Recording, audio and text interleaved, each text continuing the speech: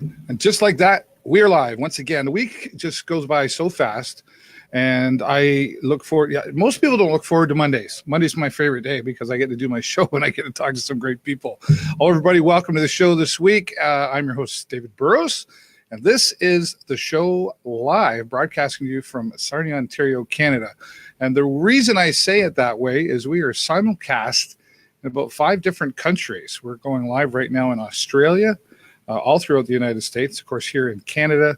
We're live in South Africa, and I believe we're in Nigeria right now as well. So simulcast in 5 different countries, and thanks to all of our friends who host us in all those different countries. And I want to say special thank you as well to BeLive.tv, who provide the platform here for me to be able to bring all these special guests and broadcast again throughout the world. Did you have a fun weekend? There's certainly lots of things to do. I was a little bummed out because I couldn't get to all the things I wanted to. Hobby Fest happened this past weekend, and this year they had it at Germain Park. And I think one of the reasons they wanted to do it, well, one of the reasons was, I know, is they wanted people to get into Germain Park. It's one of the most beautiful parks we have here in Sarnia, and it's often forgotten because it's not really seen from the road. And they wanted to include the Strangway Center this year as well. So despite some of the rain, Hobby Fest was still a fantastic success. And then, but I couldn't get there for that. I had some family stuff to do. Then later on in the day was Via Rail celebrating their 40th year. And they had a lot of the trains down at Centennial Park. And our friend Rob Hardwood from the City Director of Parks and Rec, he gets around. He could do a show because he gets around as much as I do, taking pictures and showing stuff about our beautiful city. So thanks to Rob Hardwood for that. So never lack of anything to do here in Sarnia. You know, it's really hard to believe. I don't know what you guys do. Maybe some of my guests can answer the question, but is this like the fastest summer ever? Even after last year had a lot of going on, I thought maybe, wow, super fast this summer because we are getting into September. But that is good for a couple of reasons. First of all, the 116th, that's right, 116th annual Labor Day Parade is once again going to be happening here in Sarnia.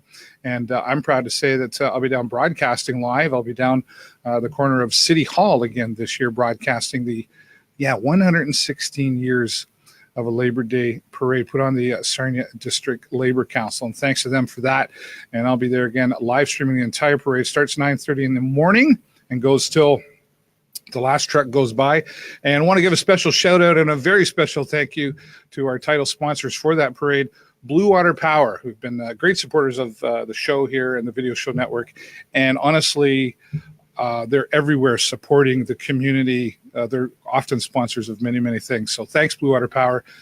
And we'll have some other sponsors helping us bring you that live broadcast as well. So keep an eye out for that. And we'll be right down at City Hall. So if you're out and about and it's a beautiful day, which the last couple of years it has turned out really, really nice, and you see the TVSN and the show booth, come on by and say hello. Love to chat with you. Also, that means First Friday is coming up, and Cheeky Monkey, our friends down there, always have some fantastic entertainment. El Camino is going to be there for First Friday. So, of course, that is September the 7th. And that'll be on from 7 till 9 p.m. in the evening at Cheeky Monkey. There's no cost for that. You just go on down to Cheeky Monkey and get out and enjoy all First Friday. I could probably do a whole show on First Friday and what's happening on every First Friday. And, of course, the summertime is the nicest part to get out and walk about. But it's certainly important to get out and support the downtown district with all the culture and the arts and the music going on. And, again, as I mentioned, our friends down at Cheeky Monkey. You know, if you ever go in their store, Marion and Roland are really awesome. I've gotten to know them quite well over the years. They can order it for you. I went in there the other day. It's a funny story. Marianne and I usually have our monthly chats, and I was long overdue for that. So I walked in to order a DVD, The Sound of Music, on DVD for my mother. So we had a conversation about The Sound of Music.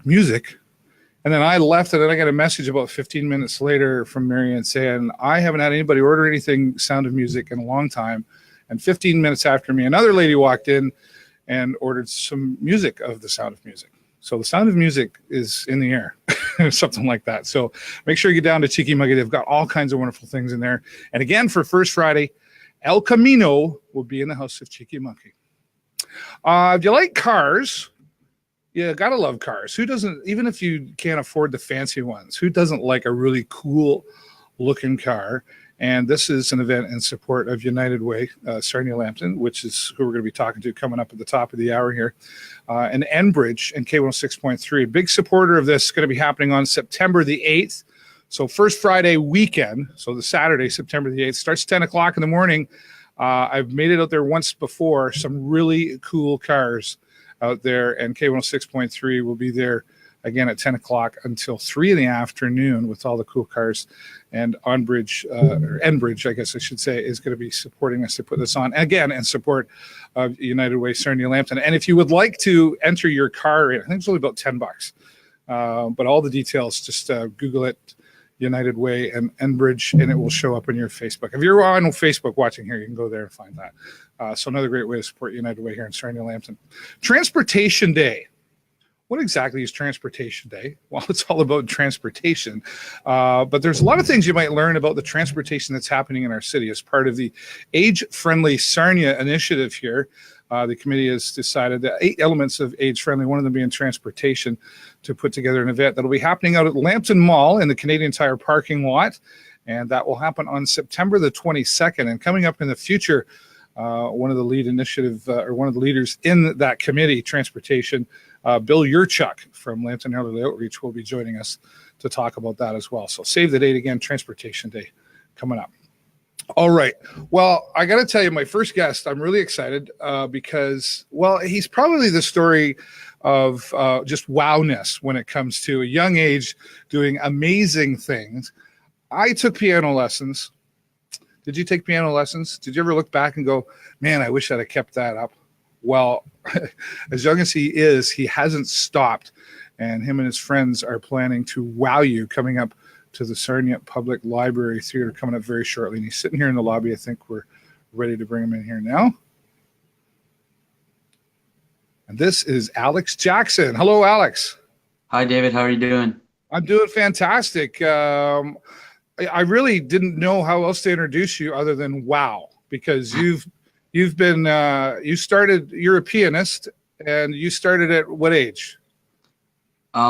My parents told me I started in around grade 3, but there's pictures of me kind of fooling around on the keyboard from when I was like really little. Yeah. Just kind of tinkering away, trying to make your own sounds, and then now here you are, you're 15 years old, right? Yeah. What is it about the Ivories that got you interested in really getting a passion for it? Well, my dad grew up in the 80s, and his music style really had a big influence on me. And one day when I was younger, when I first moved to Canada, my dad was playing an 80s song by the band called Heart. And the song was Alone. I'm not sure if you're familiar with it. I am. And so he was playing it one day on the piano, and I told him that I wanted to do it. So he pretty much just showed me each hand how to do it. And just by looking at it and by playing by ear, I was able to play the song completely in about 2 weeks. So my parents thought, wow, like Alex has got some kind of talent for There's piano. Something going on here. So that's how I got started, and it's just been a part of my life ever since. Yeah, that's an amazing story. You know, I think some of us, we have trouble remembering the words to a song, never mind learning how to play it, especially at a very young age. Some would call this a musical miracle that at such a young age you're able to pick that up. So do you strictly, you probably play it better than your dad now, do you? Oh, yeah. I think so. Yeah.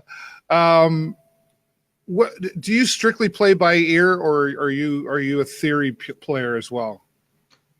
Well, I'm doing most of my works with the Royal Conservatory of Music, and that requires a lot of theory and reading music. So that's actually what I do mostly. Mm-hmm. But there are some pieces that are not meant for piano, so I just try to pick it out and play by ear.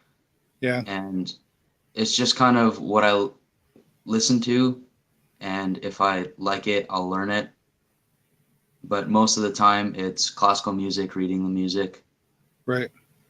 So is this you're obviously you're 15, so what grade would that be? Is that 9 or 10? I'll be going into grade 10. Going into grade 10, okay. And what do you take? I'm assuming you take music in school then as well. Yeah, I am. Yeah. But what other subjects do you take besides the one you have to take? Well, my electives are mostly in the technology side. I'm taking computer science and communication technology, which is Right. all about graphic designing and video editing, post-processing, stuff like that. Oh wow, maybe you could come work for me someday. What is it your choice to want to do music? Would that be the profession you would prefer to go? Yeah, that is my career plan. After I graduate high school, my goal ever since I found out that Juilliard was a school was where I wanted to go. Right. I think my dad told me about Juilliard when I was around grade 4, and Okay. ever since it's been my goal to make it there. And then after that, I want to go into either playing piano as a soloist or going like all around the world with symphony orchestras conducting. Wow. For those who don't know what Juilliard is, can you tell them what that is and where it's located? Yeah, Juilliard is in New York, and it's the most prestigious music school in all around the world. And so you're pretty much guaranteed a job if you graduate there in whatever field you go into, because Juilliard is a school of arts, not just music. So you Right. can go into acting, music, or dance. Yeah. Does anything else besides the piano, like does the acting or any other part of that interest you as well? Not so much. I love performing on stage for when I'm doing my piano and sometimes other instruments, but I'm mainly with the musical side, not so much performing as Okay. an actor. All right. There's some entertainment value though in playing the piano if you're up there by yourself, or if you've got if you're the front man and you got the orchestra behind you, right? So let's talk and let's sort of I want to lead into where we're going here. You've got a special performance coming up at the Library Theatre. I do. When's that happening? I have 3 shows. Two of them are on October 20th, one show at 2 p.m. and one show at 7 p.m. And the day after, which is the 21st of October, which is also at 2 p.m. And we just started selling tickets at Cheeky Monkey for $10. $10. That's a really great value. I mean, you're up there. You're this awesome piano player, and you got some friends involved. Are these friends? What can we expect from them? Are they going to be playing the piano too, or is there dancing, or what's going to happen? No, so I'll be playing mostly movie themes. I love playing movie themes in my free time. And while I play my instruments, my friends are going to be doing silent acting skits. And what's different about my performance is that most of the time in a theatrical performance, you have the music augment the actors. But in this case, we kind of have it circling around where all the acting skits are going to augment my music. Interesting. So are you choreograph all of this, or is this a combined effort with all your friends, or do you have some other folks behind the scenes helping you? There are some people behind the scenes. It's mainly my dad and I doing the choreography and directing the show and how we want it to turn out. But we have some friends at the church that I go to, and some of the actors who come up help with the stories and stuff. Okay. So there's a lot of things going. It's a really a full production. I want people to understand that you're not just going up there and there's a little bit of acting going. This is a full production, and they really can expect a fantastic performance from you. You mentioned that playing movie themes is something that you really enjoy doing. Is that an area or field with the piano that you would like to pursue, like doing movie tracks? I think that would be very cool to do. I'm not sure if I want to be composing music for movies, Okay. but if I was hired as a musician to play someone else's works, I think that would be a very cool thing to do. Yeah, it would be cool. It's cool to do what you love, isn't it? It is, yeah. Yeah. Do you, besides the piano, what other things are you doing? I mean, you're a teenager. You got to go out and have fun too, right? Yeah. Well, my life is pretty much music. So if I'm not at school or at home practicing piano, I'm at work, and I work at Van Goosen Music and I teach piano. Ah, okay. So that's mainly what it is. But I like to hang out with some of my friends. We get together every Friday and we hang out. And if I have time, I like to play some video games. I have a big setup here. Oh, okay. What are you a Fortnite guy? A little bit, yeah. Yeah. I'm big into a game called Counter-Strike. Oh, yeah. Okay. I think my son's into that one too. He likes to kick my butt at Fortnite. We go head to head, and he pretty much kicks my butt all the time. But I'm learning. So that's cool. So you get out and do some stuff like you're just doing what you love, obviously. But you mentioned composing in there too. Are you writing music as well? No, I'm not. My parents both say that I probably have the ability to do it, but a lot of people are saying that I'm like a typical musician, that whatever I come up with, I don't like. I've attempted making music before on my own, doing some kind of original composition, Yeah. but anything that I come up with, I just don't like it. So I like to stick with even sometimes arranging my own music. So if I had Right. a general theme, I could do something with that, but I could probably never create something original. Never say never. I mean, and what all I mean by that is, like you grow as a person, and you grow as an artist, you grow as whatever it is you're doing, right? Mhm. So you never know. That might be something you put in there, but sounds like you've got a career path that you're set on, and you must have conversations with your parents about that roadmap. There's sacrifices involved to achieving your goals, right? Do you have those kind of conversations with mom and dad? Yeah, we do. Every once in a while, our family just sits down and talks about where we're going with this. And so my parents try to always give a variety of what we do. Um, like my little brother does several things. He used to do dance. He's really big into basketball. He also Okay. plays the piano, and we just want to like give him and I a variety of things to do. So if I eventually say, hey, maybe I don't want to do music, there's always something that I can go to. Right. Well, I mean, it sounds like you're working on. You've got your main goal, and then if for some reason that doesn't work out, you've got other paths that you can cushion yourself upon too. Right. Yeah. Yeah. Fantastic. We've got some people out here. Looks like, and I'm sorry if I don't say her name right. Is it Una Kang? Una Kang. Una That's my Kang. mom. Oh, that's your mom. Okay. Hi, Mhm. mom. So she's probably your biggest fan then. Probably, yeah. And Teresa's out here. She says, you sound incredible. Thanks, Teresa, for that.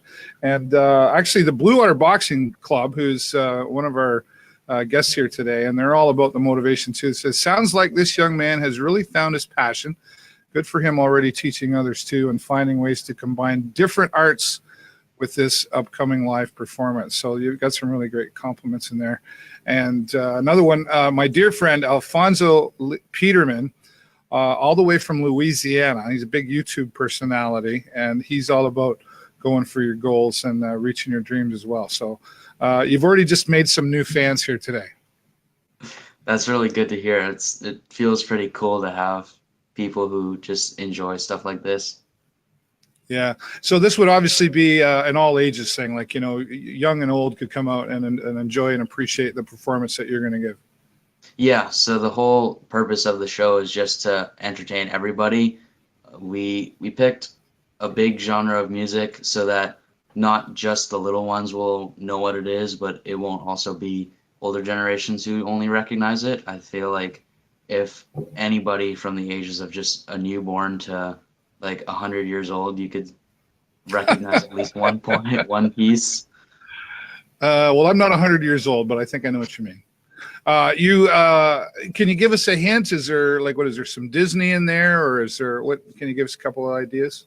Well, the show is kind of a surprise. You'd have to come out and see it if you want to know exactly what Listen to songs. you. Someone teaching you marketing. Um, So yeah, but some of the composers that I'll be playing, people like Alan Silvestri, Hans Zimmer, John Williams, all those Okay. big composers out there. Fantastic. Well, I'm definitely going to have to find a way to get some tickets and get out there and enjoy. I get my wife to come out with me as well, and maybe we can bring some friends. Before we go, tell everybody one more time when it's happening, where they get tickets, and all the things that are happening.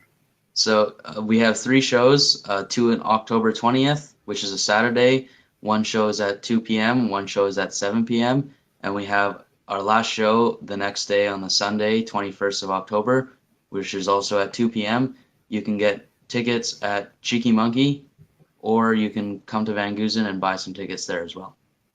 Awesome. Well, thank you so much for being here, Alex, and I wish you all the best on your goals and your dreams there. I always tell everybody, if you're going to dream big, right? So keep going there, and maybe if we can get down to the performance, we can meet you in person.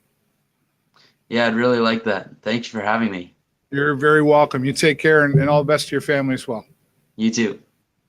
All right, Alex Jackson, an amazing young pianist right here in Sarnia, 15 years old. Him and his friends getting together, going to wow you down at the Library Theatre. We'll make sure we put the links in the description and the comments here after the show, so you can get those tickets and learn more about Alex. I got a feeling I should get his autograph, because when he's like 25 and making millions of dollars, I can say I had him on here first. That'd be awesome. All right.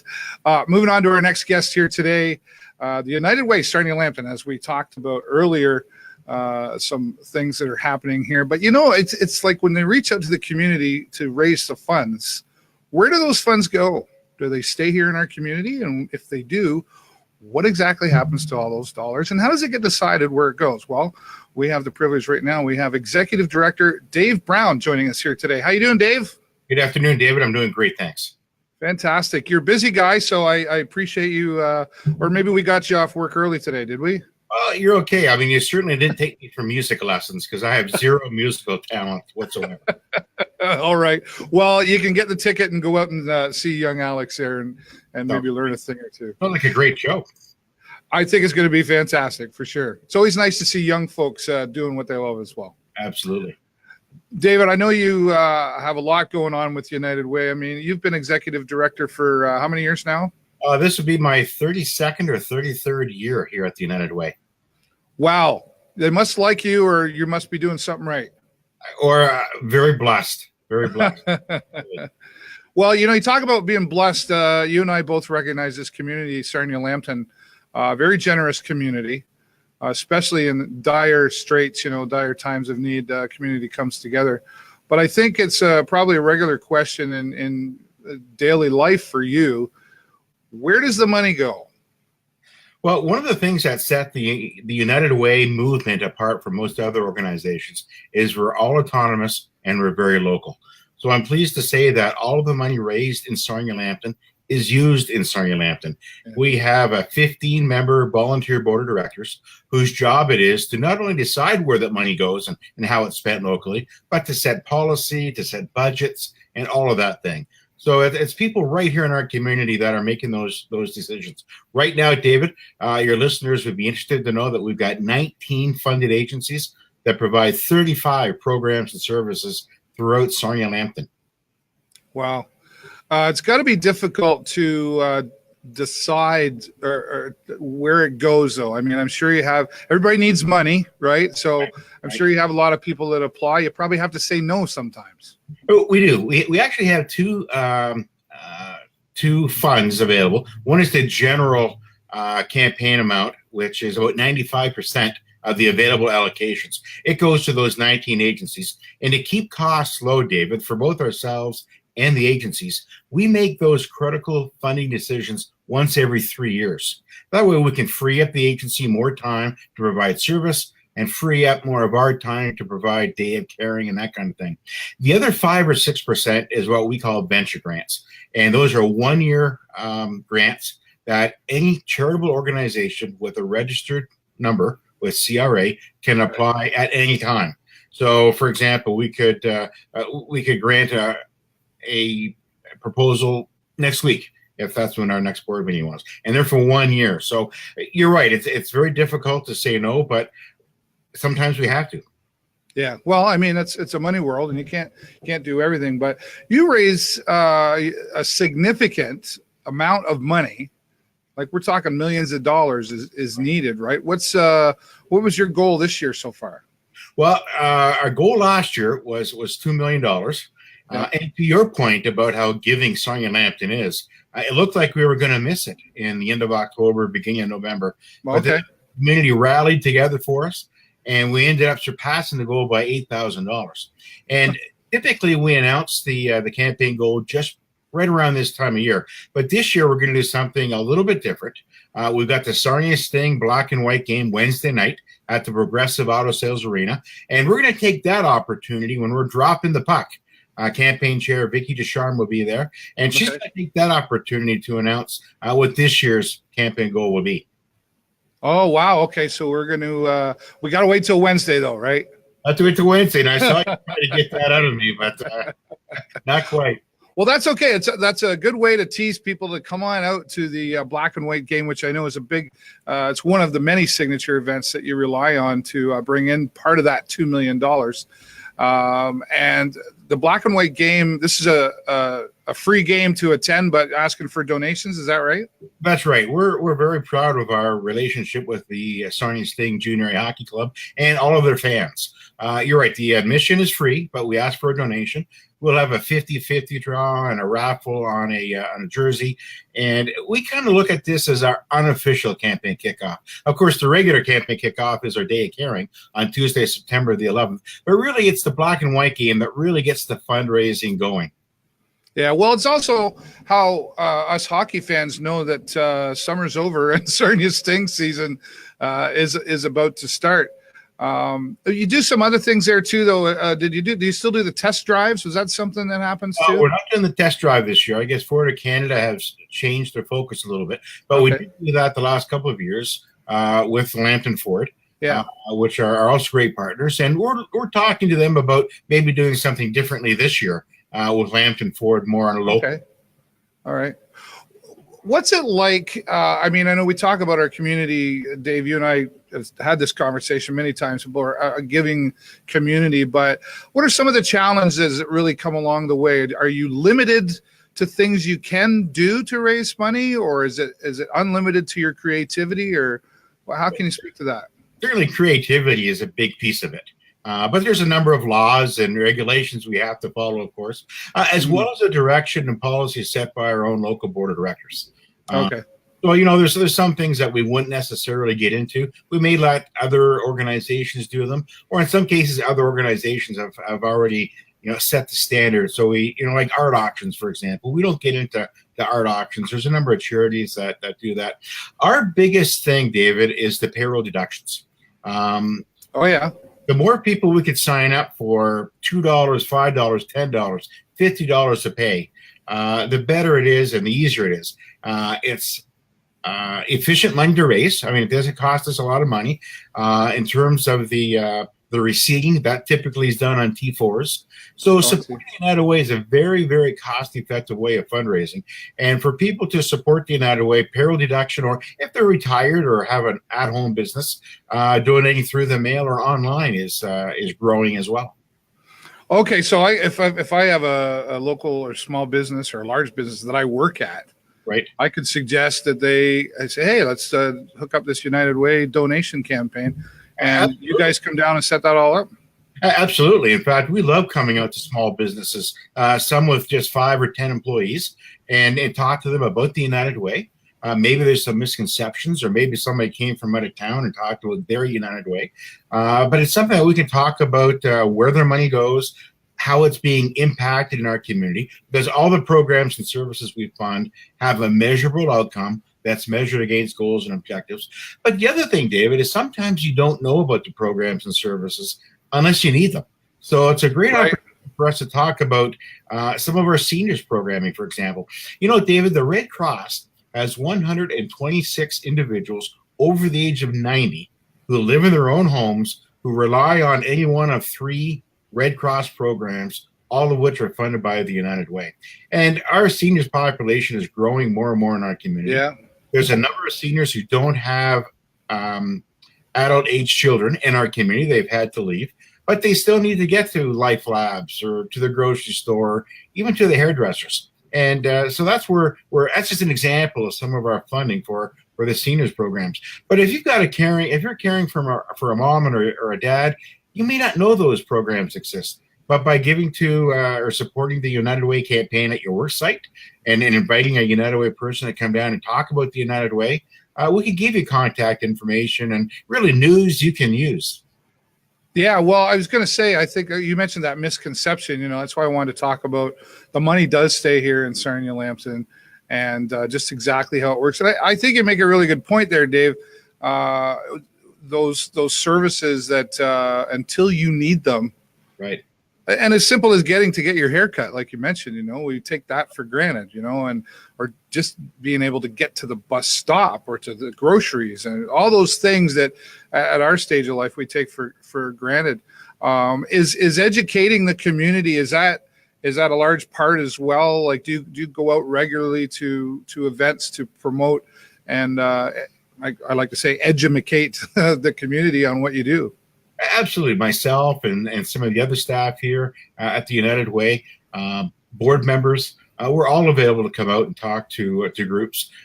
Sometimes we've only got 4 or 5 minutes. Other times we might have 15 or 20 minutes. And we look for opportunities to get out and talk to people about our United Way. I mean, it's a very successful organization. We help out so many people in our community. And we're doing some things here that we don't do elsewhere. For example, we fund a summer autism camp through the YMCA. And I happened to have the opportunity to take some photographs a week or two ago. And you can imagine 23 children with autism all in the same room. But this is a program that they have one-to-one support throughout July and August. So that in a steady routine and it's structured similar to the school. And this is the only program like it in Ontario, perhaps in Canada. And it's 100% funded by the United Way of Sarnia Lambton. And you know, unless you knew about that program, and you may have an autistic child or a neighbor, 95% of the children's parents who went last year reported that their children met their individual goals and objectives for last summer. So it's very successful. As I mentioned, it's one-to-one, and it's structured very similar to the school day. Yeah, I think that's fantastic that you mentioned that too, because I think there's probably a bit of a misconception. Again, I guess is the word of, you know, you're in an office and you're just there and you're collecting the money and then you're splitting it up. There's really a whole lot more going on. Like, I mean, even I remember, I think it was last year talking with you, you're out in the community and you had some volunteers helping, you know, paint a house and create things, right? So you're really out there.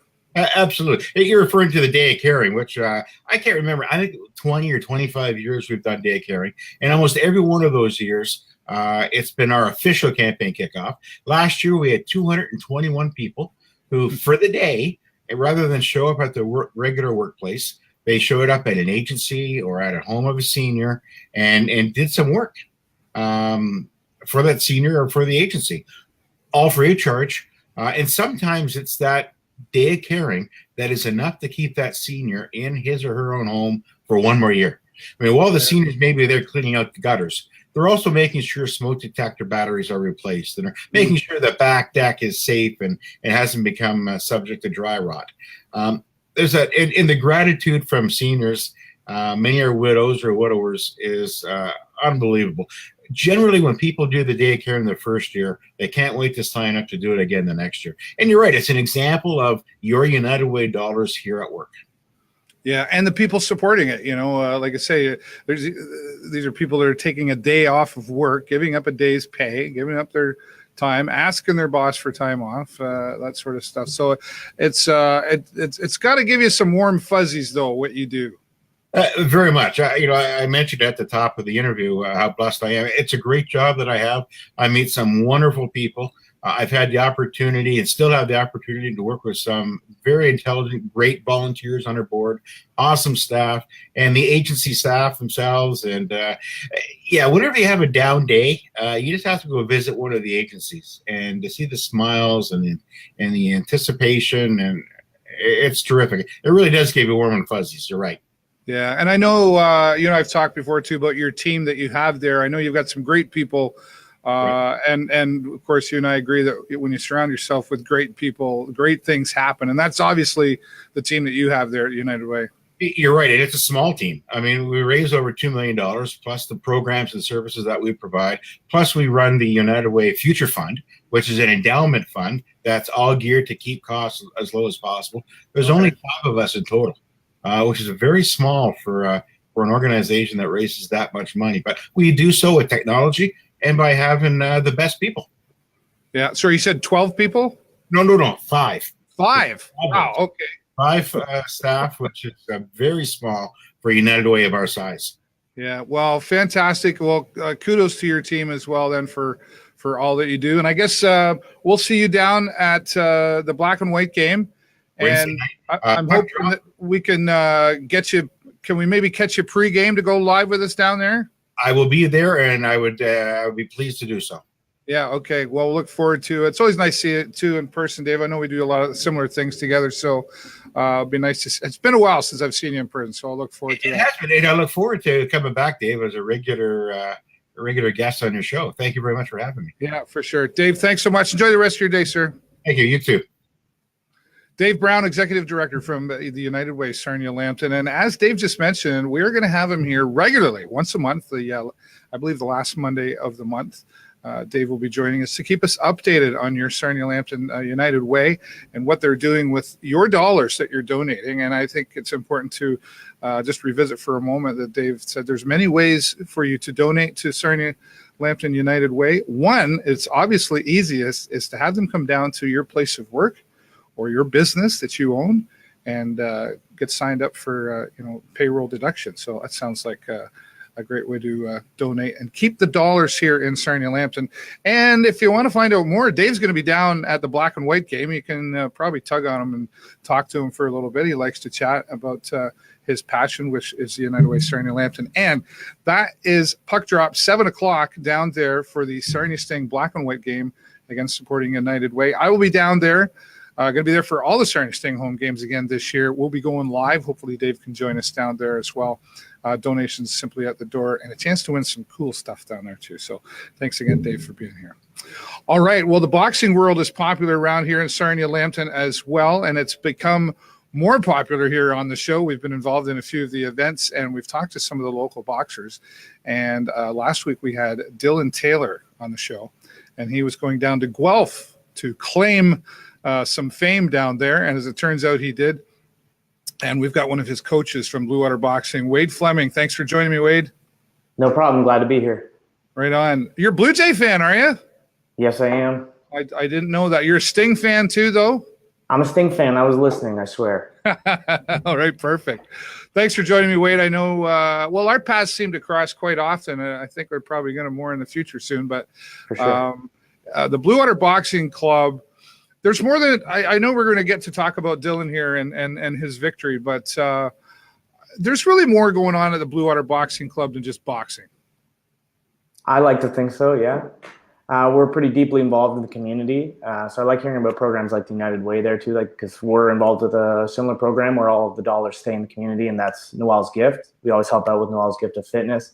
Yeah. So we're big with that. We also, we're at Rebound pretty regularly, helping out with some of the at-risk youth and working with their program. So I'm always looking to, just like you, I'm always looking to get out there and try something different. And it seems like, boxing is a niche sport where, you don't read about it all the time, hear about it all the time, like hockey, baseball, football. But that's why I think it's important to make these kind of connections in the community and keep things rolling. Yeah. It's funny to say that it really doesn't get the attention, like hockey and stuff. And, over the last, I guess maybe year and a half, you and I really connected with the boxing and we had some discussion on how can we promote that more. And this is one of the ways. I'm still really learning a lot about this boxing. Like I'm obviously not the physical guy, but I'm still trying to understand getting in a ring. And I know you hear this all the time, and I'm not putting the sport down by any means, because I've learned a lot more about the sport beyond the physical side. There's really a big, huge mental game going on here, isn't there? Yeah, definitely. Particularly when you're coaching on my level, where most of the people that I coach are novices. They're brand new to it. Yeah. So especially in those novice bouts, the first, second, and third bout, a lot of times it's the person who has that mental edge, that competitive edge, is kind of able to get over the nerves and the anxiety of exactly what you're doing, which, again, let's face it, you're punching someone and you're getting punched. It's not something people are used to doing. So people who have that mental edge, that competitive edge, and are able to overcome their anxiety definitely are more successful. And I mean, I guess I say that that's important at that first novice fight, but some of my most experienced boxers would also tell you at the national championships, that may be what gets you over to that gold medal too. Yeah, I find it really interesting, in talking with with Dylan recently, and of course we've talked with Justine, and I've been able to talk to the Banger and the Hanger event, some of the other boxers. Cole on there a few weeks back. Yeah, right. And it's they're all really saying a very similar thing, which I find interesting. Which is, again, I go back to that mindset, and it's that goal. There's a lot of goal setting that goes on leading up to. I mean, obviously you have to train. I get that, but there's just so many moving parts, I guess, to the training to finally complete to that one moment in time of 3 minutes in a ring for how many rounds or a minute or whatever that looks like. And it's over pretty quick sometimes. Yeah, that's something I think a lot of coaches would say too. They tell their boxers, it's a novice, say a 17-year-old, let's say it's their first fight. It's 3 2-minute rounds with a 1-minute rest. So even with the rest, it's 8 minutes, and it's over before you know it. But what you go through in those 8 minutes, there's nothing that can prepare you for it, and there's nothing to compare it to. That's why it's such a unique and interesting sport. Yeah, I'm happy to be the commentator and watching, because I probably wouldn't make 30 seconds with the 17-year-old. Anyway, you may surprise yourself, though. Don't sell yourself short. I've had a lot of people get in there who you'd think. I mean, even myself, when I was a kid and I was starting, even my closest friends, nobody would have said, "Oh yeah, Wade's a boxer." A lot of people are really surprised when they hear that about me. And you've interviewed some of my females. Like, look at Justine, look at Nicole, talk to them, listen to them. They're young and articulate, happy, funny people, and you think, wow, you're a fighter, but that's what's another thing that's interesting about the sport. Well, if you see Justine out walking around about town, you don't really think of her as a boxer. No, I wouldn't think so. But she's got a mean streak, so you got to watch out. She does. Yeah. Well, and you talk about the age, Frank the Hammer White, I mean, he's going for, I don't know if he still is, but he's an older guy, he's over 40. He was still doing some fights and stuff. So. He turned pro late too. That's right. He was fighting amateur into his 30s and turned pro late. But I'm not sure exactly, but let's say, I don't know, he was 33 or something when he turned professional, and he won a Canadian national championship. So well, it's not happening over here, just so you know. I'll be the announcer in the ring or the guy with the camera, but thank you. I really do, though.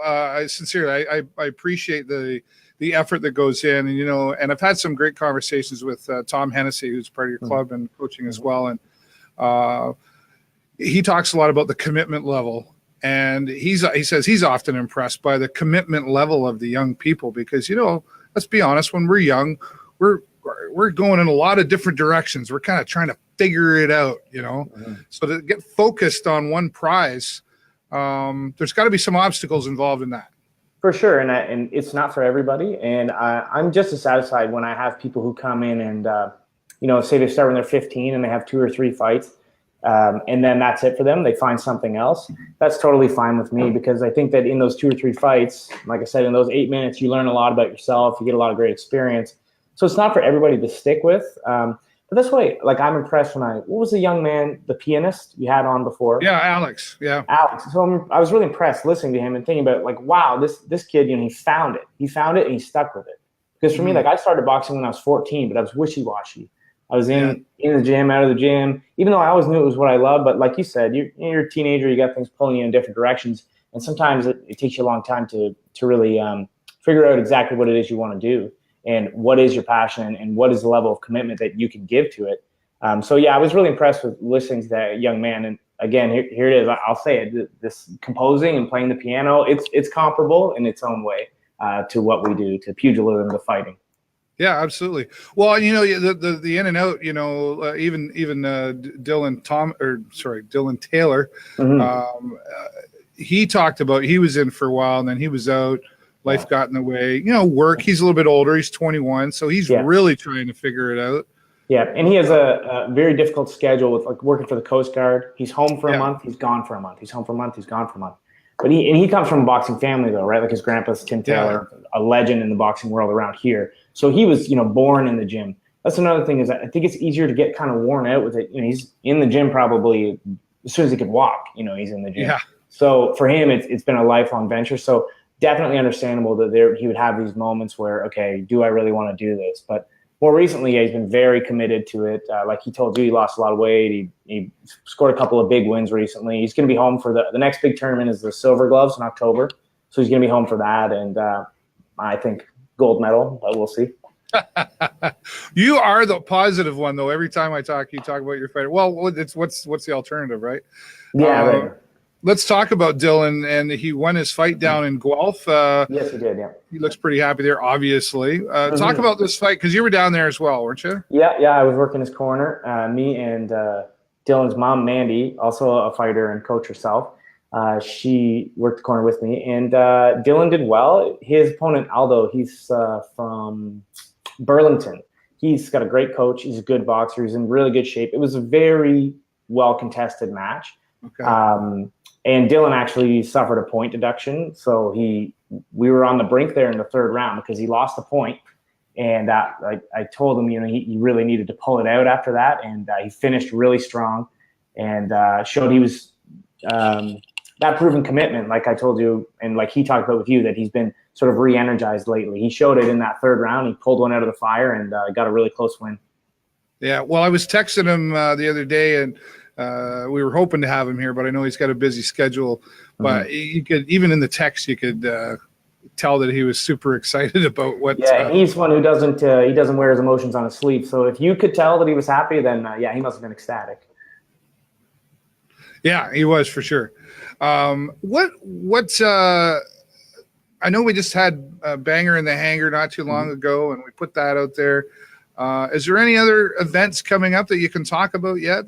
Well, I know about the upcoming schedule with the tournaments that we're going to be going to, but as far as in Sarnia, nothing until next year. Okay. Because we probably won't do another show ourselves until next summer, spring or summer. We'll get out to the hangar again, and we had 400 people or something out there. It was fantastic. Yeah, it was a huge success, and we were really happy with the way it went. And we raised a lot of money for one of our former fighters, and it was great. We had a great crowd. We had a lot of great performances, and the Irish team was great. So we're hoping to do something like that again next year. I'm not sure if it'll be a dual meet again, where we get a team from Ireland or the U.S. or something, or if we'll just get other Ontario boxers. But definitely we'll do a show next year. Don't have a date or anything yet, but we'll get back out to the hangar. Yeah. And we're always involved with Noel's Gift. With Noel's Gift of Fitness, they're going to do a fitness expo next year as well, which I believe is in April. So we got a little ways away before we do something locally. Yeah, well, that's exciting. You got to be pretty happy. I mean, you and I both living in Sarnia, it could be hard to get people out to buy a ticket to an event. And I mean, let's be honest, the community that was out there was huge support, mostly from Sarnia. I mean, obviously some from Ireland for their team, but I was like, wow, this place is packed. Yeah, one thing and it's a huge place to pack, but one thing with Tom, my longtime coach and our club manager, Tom Hennessy, is he knows how to sell an event, and he sold it big time. He sure does. Well, he doesn't take no for an answer. No. He could sell the One of the most square foot of successful the guys I floor know. with an ad. He could. Yeah, no, he can sell just about anybody, just about anything. And you should have Tom on here sometime, because he can tell you some great stories about that sort of mentality that he's had. He's always had it since he was a kid. So yeah, he's a great guy, very interesting guy, and like I said, very successful and really knows how to sell. Tom is a very interesting story himself. So I think you're right. We need more than 15 minutes for him, I think. Yeah, we have to just do a whole hour once a week. Yeah. The other thing too, you talk about supporting one of your local fighters at the most recent event. I really got a sense of, because that was years ago I did some ring announcing, like I'm talking 20 years ago, and I got a bit of a feel of the boxing world. But when I was at the hangar there, I really felt a sense of family in that world. Talk about who was supported there and what it was for. Sure, yeah, and I'm glad that you got that feeling, and that's something that we try to push in our club too. It's a sport that you're accountable, right? You're the only one in there when you're in the ring. It's on you, but we do like to take care of each other in the boxing world, not just Bluewater. I think you'd find that at a lot of different clubs. We take care of our own, and so we had Tino, who's a former boxer at our club. He boxed when he was youth, 13, 14, 15 years old. Had a ton of natural ability and a really tough kid. And he had a handful of fights with us and boxed in the US, I think a little bit too.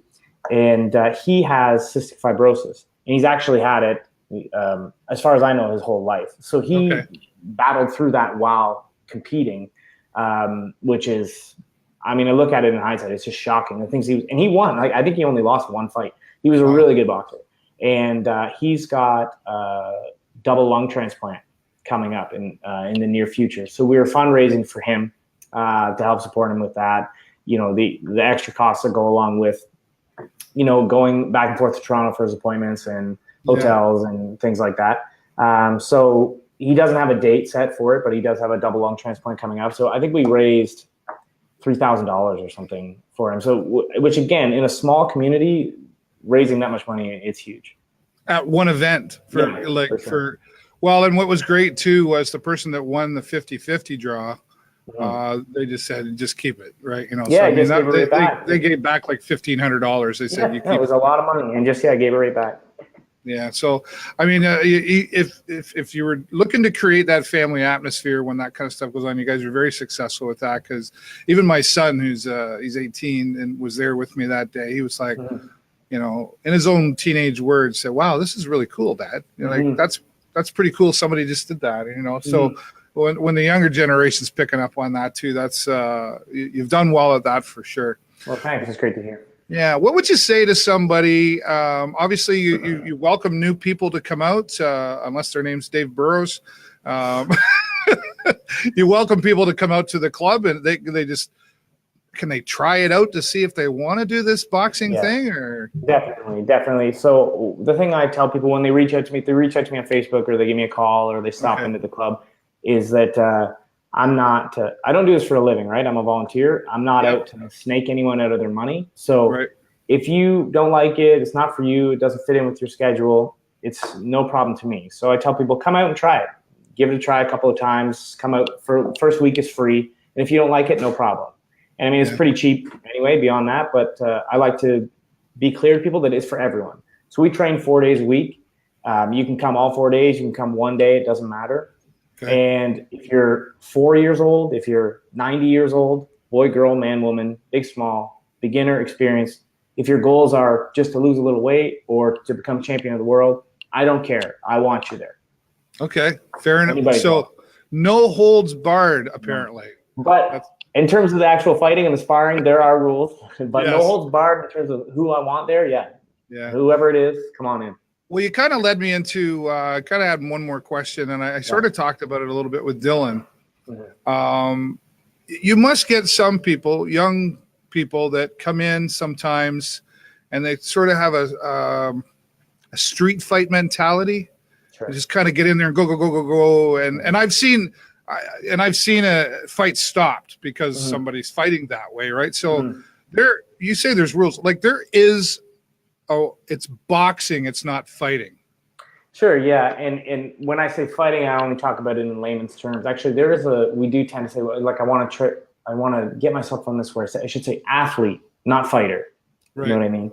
Because that's what it is. They're athletes, and if I get people coming to the gym and they say they just want to fight, I mean, first of all, those people don't even spar at my gym. If you come into my gym and you say you want to fight, I'll tell you, well, first you need to train, then you need to probably change a couple things in your lifestyle, and you need to get a medical clearance even to spar.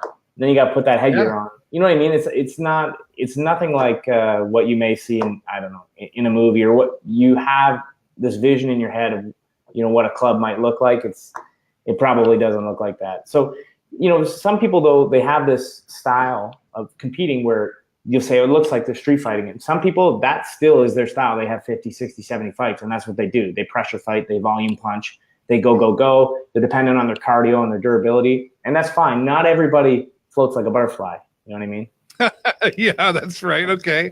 Not everybody's Rocky and lifting sandbags either, right? No. You know, I hear you. I know. Yeah, for sure. Wade, thank you so much for your time today, and congratulations to Dylan again on his win. And I think it's important. We should have you back here, or somebody in the Bluewater boxing world here. I love having the fighters on here and talking to them. I appreciate that.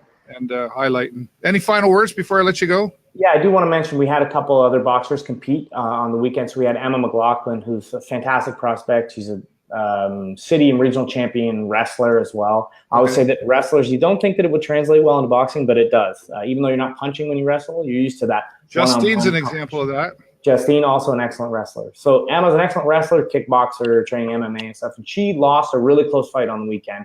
Okay. But, you know, she was in with a woman who is 10 or 12 years older than she is. She's just turned 18. And she almost pulled out the win. It was a really great fight.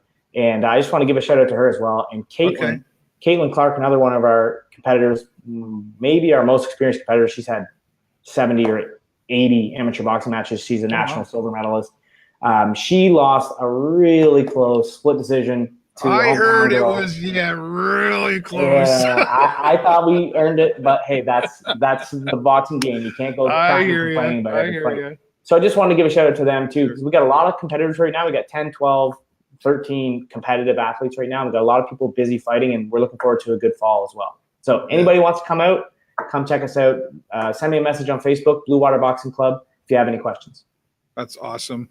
So glad we had this chat, and we'll definitely schedule to have, we're going to keep our relationship with Bluewater Boxing Club, and I'm sure we're going to be learning lots more. Wade, thanks again. Enjoy the rest of your day, buddy. Okay, you too. Take care. Bye now. Wade Fleming, Bluewater Boxing Club. You can hear the passion in his voice. I know he loves being in the boxing world, and I know he's very sincere about inviting any of you who want to come out and see, is this something you want to do? It's okay if it's not, but it's okay to go out and find out too. And I know Wade and Tom and everybody out there are very welcoming. And as you said, they're quite a family down there. So you just might find you want to just hang around and get some exercise. I don't know, whatever works for you. But the only way to find out, get down to the Bluewater Boxing Club. Check them out on Facebook. Wade Fleming on Facebook. I know he'll take your messages. And we will be having them back on a regular basis, whether it's Wade or it sounds like we got to have Tom on, but we may have to do just a complete separate show on Tom. Because I've had many conversations with Tom, and he's a lot of fun to talk to.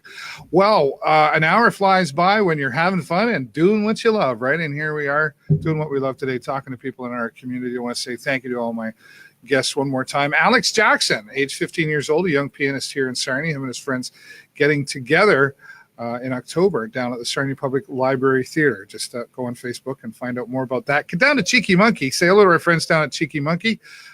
Get your tickets. They're only $10.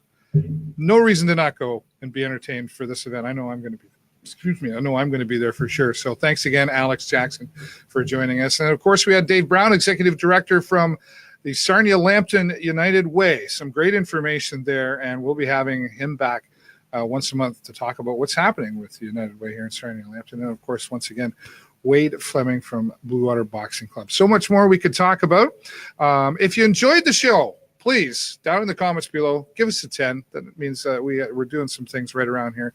And if you're watching the replay, type replay. And if you enjoyed this show, we're happy for you to like it, make your comments. We'd really love for you to click the share button with some of your friends and help us get some more attention about all the greatness that's happening here in Sarnia Lambton. I challenge you every day to seek out the greatness in others, including the ones you don't like. That's all the time I got for you this week, everybody. Have a great week and an even better weekend, and I will see you next time right here on the show live.